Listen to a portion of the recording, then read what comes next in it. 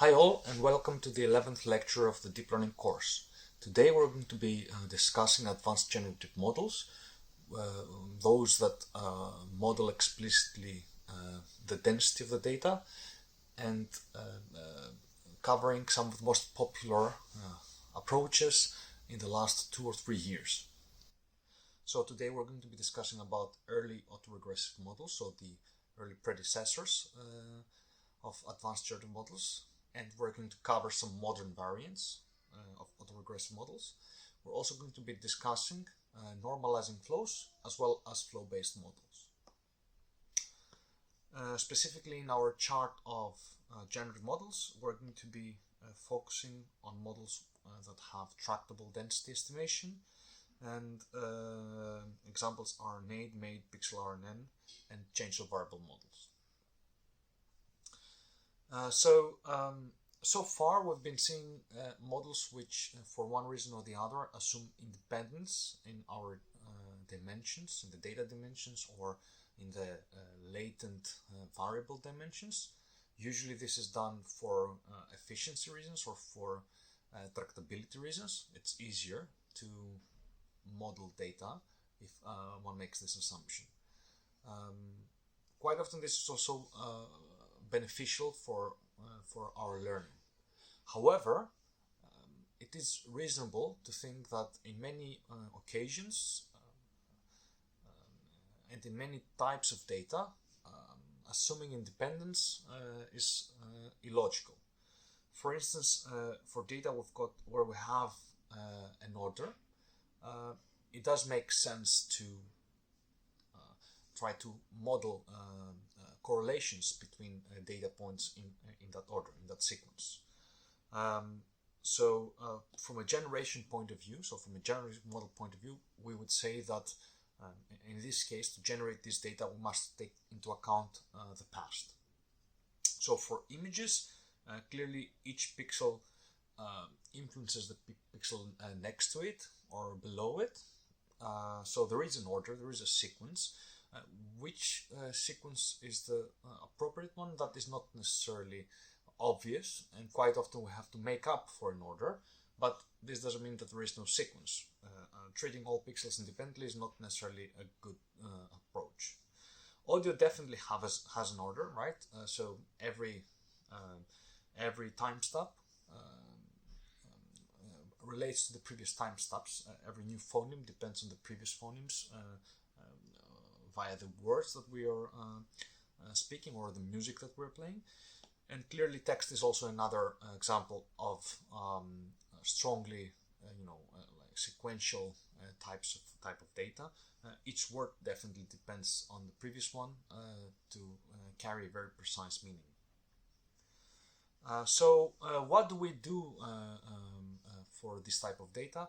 As we've seen so far, the learning objective is typically maximizing the data log likelihood, and here we can take into account the chain rule of probabilities to decompose the log likelihood in a product of probabilities, where each variable, like we have the first variable in time being independent, so to speak, well, or not conditioned on other variables. It's a better way to put it. And then the second, the variable in the second step, depending on the first time step, the variable in the third time step, depending on the previous two time steps, and so on and so forth. This can be compactly written as a product of conditionals. Here, the smaller than I indicates all other variables below the ith one.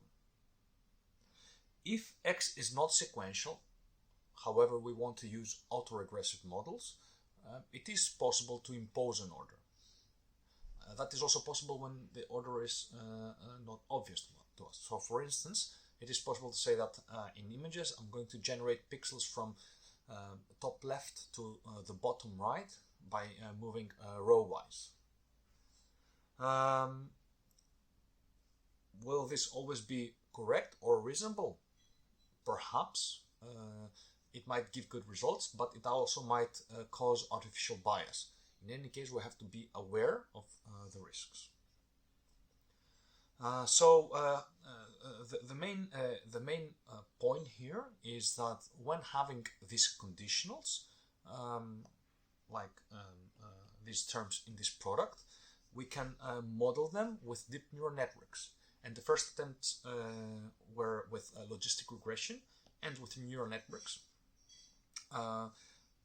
Nowadays, we could say that we could have a deep neural network learning to generate one pixel at a time given previous pixels.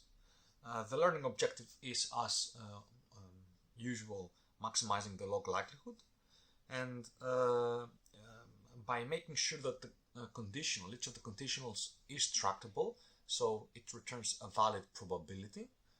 This means that then the logarithm of the likelihood is also tractable. And this is good because we can then opt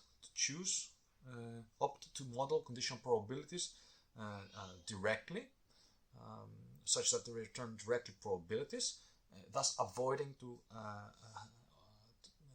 of having to account for additional partition functions z. So if by the output of a neural network is directly a probability between 0 and 1, for instance, then we don't need to normalize and we don't need to account explicitly for a partition function. One of the first works to try to do density estimation using autoregressive models and deep neural networks was the neural autoregressive density estimation by La Rochelle and Murray. Their model is inspired by RBMs in the sense that they are using sigmoidal neural networks like in RBMs to model the conditionals. However, unlike the RBMs, this model is tractable. It can compute the density tractably. This model relies on two equations. The first equation maps past inputs on a hidden state, and then the second equation maps the hidden state to a future input. Specifically, it samples a future output given a past hidden state.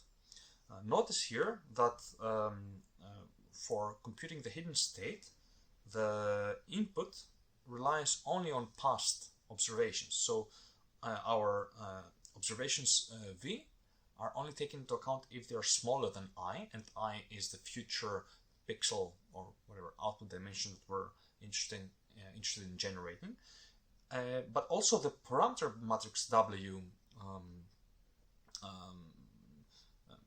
only that part of parameter matrix W is used which relies on smaller than I dimensions. So basically we are using only part of the parameter matrix which is relevant for our past interpretation. We don't use the future dimensions of the parameter matrix W.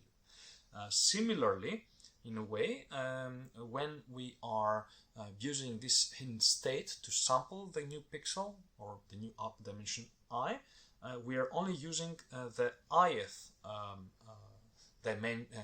row of our parameter matrix V, which means then that the rows of our parameter matrix V are weights that correspond or that they parameterize the sampling of future values for each dimension separately.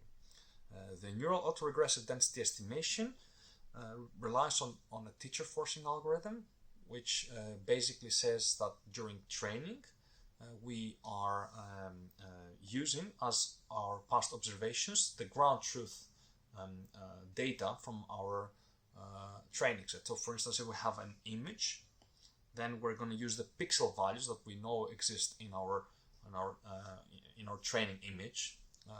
So we're going to go one pixel at a time, and we're going to use the past pixel values here. That is, we're not going to use the pixel values that our model generated in a recursive way so that we predict the future values. That way, we are forcing the learning, we're forcing the teacher to use ground truth past data as our past observations. However, during testing, clearly we don't have access. We don't know what is our future image. We're sampling it, in fact. So in that case, we have to rely on our own model's predictions and condition on them so that we generate future pixel values. Shortly after, another very interesting work was the masked autoencoder for distribution estimation by Germain and others. Their question was whether we can induce to an autoencoder structure autoregressive properties such that we can perform density estimation. And why is this challenging? Well, it's challenging because exactly of the structure of an autoencoder. So let's, for a simple case, let's assume here this autoencoder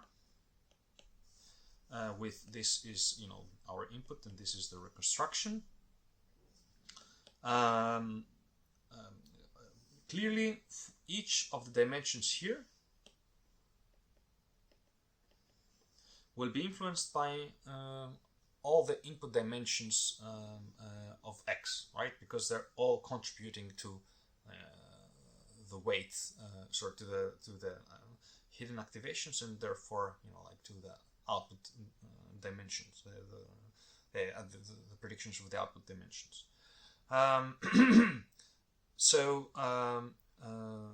This is problematic because like that we cannot induce the autoregressive property, which requires that we can have only access to past observations to make future predictions. And to enable this, Germain and others introduced the concept of masking. They introduce a matrix M, which is receiving binary values, either 0 or 1. And based on this matrix, basically they can select specific elements in W and V, such that they perform computations in an autoregressive manner. Clearly, the matrix M cannot be arbitrary, cannot be random. It is specifically designed such that for the computations we have only past observations used for future predictions.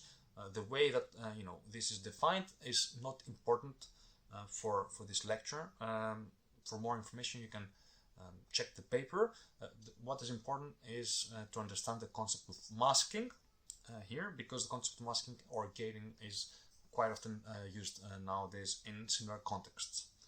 And the made architecture here is quite intuitively obtained by by applying the mask on the original neural network.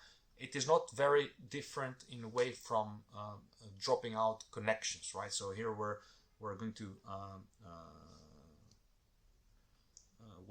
keep only those weight elements in our matrices that